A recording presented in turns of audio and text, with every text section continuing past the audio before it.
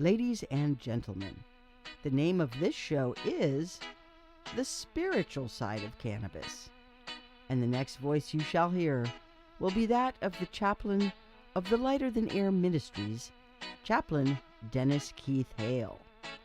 Now it looks like we're all set. Here we go. Ladies and gentlemen, you've read about him. You have heard all the rumors.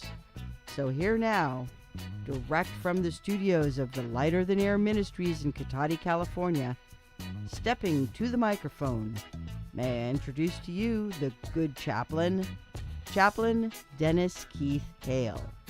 Hello again, I'm Chaplain Dennis Keith Hale from the Lighter Than Air Ministries. Thank you so much for that lovely introduction.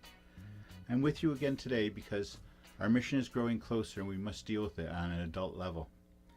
The mission I'm talking about is this ministry feels we have an obligation to speak to all those who are going to try marijuana for the very first time and have them be prepared for what is inherently a spiritual experience. You know, when you decide to alter your consciousness, you're making a decision in that realm. You're moving towards a spiritual decision. There are physical elements of it, and that's one thing that's really great.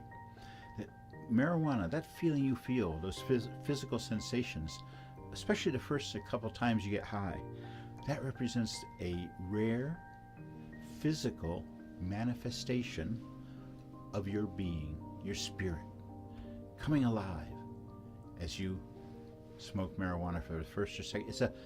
The body has a few times like this, and the big O is one of them. Think about it. So here I am. A new year, 2017. This ministry never thought would see the light of day as we have. And I want to thank each and every one of you once again. The wonderful contacts I made at the Emerald Cup means a lot. You know, this ministry is always in hardship mode because anything that comes in we put out immediately to keep our programs going. We expand. It's like a goldfish in a bowl, a bigger bowl, and well, right now we're in a very small bowl, and luckily because we're a very small goldfish. If you wish to donate, yes, I know. If you wish to donate, we hope that you would go to our website and press the donate button on the main page. And that's the PayPal people. Thank you, I guess. So here we are. It's a new era for everything. The social service network that we have always counted on to help people may be in jeopardy. For our young people aged 17 to 35, your future may be in jeopardy because everybody's saying, but no one wants to say it out loud, that selective service, the draft, is going to be reinstituted so as to get a lot of labor for less. But instead of having it be a social service project administration like the Civilian Conservation Corps during FDR's New Deal originally, instead this is going to be soldiers, much like in China, where the military participates in building things for the community, like stores and shops, and participates in all sorts of things. And look at how the number of generals that are on his staff, his cabinet, the amount of generals tells you something right there. You know, we have a law in the United States. You can't go into civilian duty in the government for 7 years. 7 years after you get out of being in the military. And I guess that's not going to be taking place either. We must be ready to mobilize. And thank you for even thinking about it. I'm really concerned that if we have another act of terror in any way, that the madness of Trump will really come out. And our friends who are Muslim are going to be in the crosshairs. And we must not allow that to happen in our United States of America. So, the parade of idiots continues. The inauguration, where no one's interested, is on tap. The First Lady appears to be, if not drugged, she should be. The Trump children are trying to disappear until after this event, and after this event, we'll be so sick of them if we're not already. So I ask each and every one of you, if you're down, If you're feeling as though there's no hope at all, turn off your TV. That's the very first thing we ask you to do. Oh, there's that metronome. Turn off your TV. It'll save you.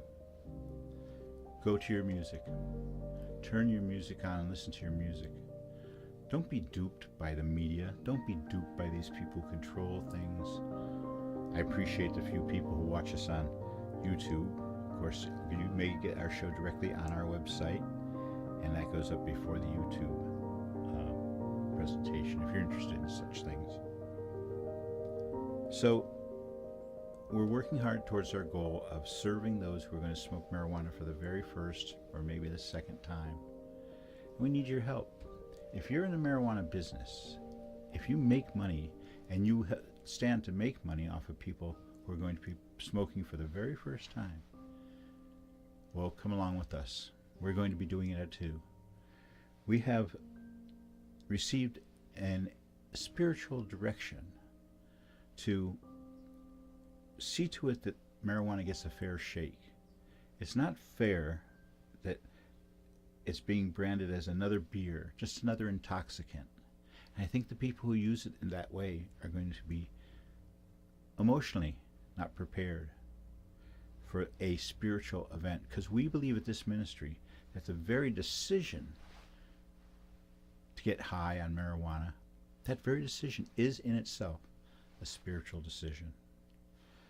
And then that feeling that you feel is a physical manifestation of your spirit, set up by the anticipation levels of your mental framework, your physical ability to accept that, have the vapors go in and work their magic. And we want you to think about it. If you're going to get high, have a spiritual element to it, because it is inherent in the marijuana. You know, we believe that you receive some sort of extra clarity when you listen to music and are high on marijuana. Now, our program that we discovered, which was made to introduce marijuana into the treatment programs of people who were terminally ill, where why not try this? In fact, we would build it up, the anticipation a week or two before, that we were going to find some and share it with them. And that anticipation helped ingratiate their body and mind. Then we introduced marijuana, but we only did so by sharing it with them for just 7 minutes. Not 5, not 8, but 7. Not 6 either. And during that 7 minutes, we would get as high as we could go.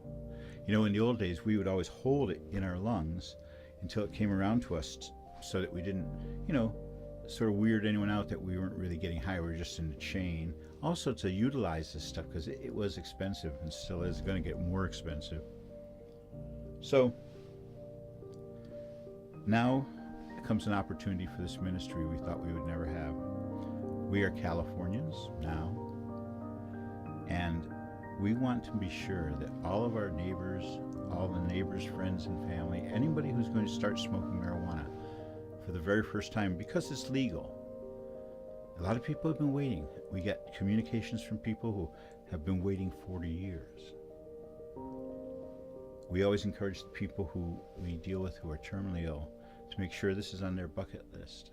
And they all have that. I hate that movie, Bucket List. It gave a false sense of something to people who were dying, that they felt they were entitled to a bucket list, a list of things they wanted to do in their lifetime.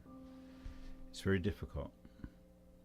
One of the hardest things is dealing with the end. Is you have so many loose ends. You come up with so many things at the end that should validate you staying around. We found over the years that a certain level of information, an omniscient level of thought and being and process occurs. You get special information that helps you cope at the end. We've been trying to be part of that with people, working right with them until the end on their final set, their 10-hour soundtrack to the end of their life. We do that with them for free. And we work with them before the weeks, the months, the days before the end for them, keeping them preoccupied with a creative aid, a companion at the end, especially if they're going to be in the hospital or something, and the end will come with the sound of the machines, the warnings, tones of your passing. We don't want that to be part of it. We don't want that part of the equation.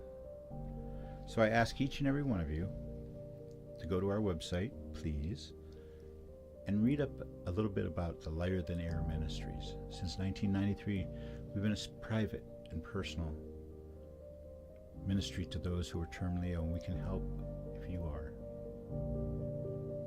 Go to our website, please. It's on the screen now. And tell us how we can help you, or how that wonderful mixture of music and marijuana has already entered your life. If you're smoking more and enjoying it less, get in touch with us. Our 7-minute miracle once a week can make it all good again. So on behalf of this ministry, the 300 or 400 people who we consider as followers, thank you to each and every one of you. And to you, the people who watch us every week, who some of you find entertaining. We find us entertaining, and I appreciate that in your own way. But I'm asking you, if you have issues in your life, if you're on Xanax, maybe you should not be on Xanax, maybe you should be on marijuana and music. Think about it. I'm Chaplain Dennis Keith Hale. We are the Lighter Than Air Ministries. Thank you so much for joining us this week on the Spiritual Side of Cannabis. Good night. Thank you for listening to our weekly moment of reflection and celebration. On behalf of this ministry of service, the Lighter Than Air Ministries, we say thank you for listening. Please join us again next week. Good night, and may you go with grace.